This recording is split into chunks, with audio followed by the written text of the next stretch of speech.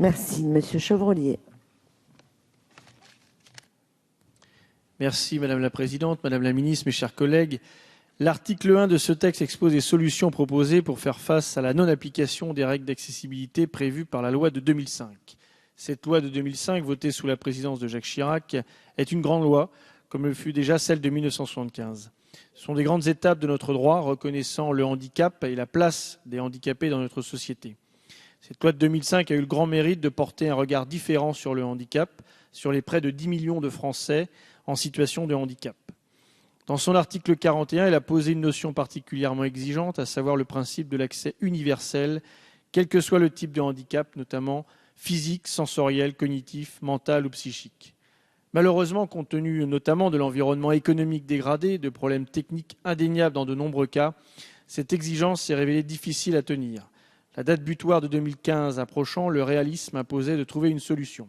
Vous avez choisi, une fois de plus, de procéder par ordonnance, ce que nous pouvons regretter.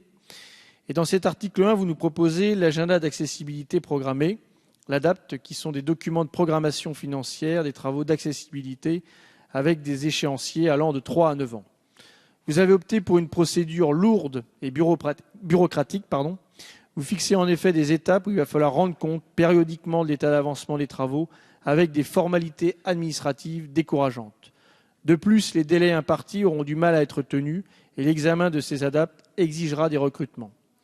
Votre gouvernement nous parle de simplification, mais les textes qu'il nous propose n'en font pas preuve, loin de là. Pensez aux petites communes, notamment dans le secteur rural, dont les charges sont déjà immenses et dont les moyens budgétaires sont rabotés par le gouvernement. Ne peut-on mutualiser ces travaux afin de les aider et de faciliter ces travaux d'accessibilité ? En conclusion, je dirais que ce projet va dans le bon sens car il garde l'objectif de la loi de 2005, à savoir de proroger l'effort vers l'accessibilité, et que les solutions proposées sont bien rigides et source de complications.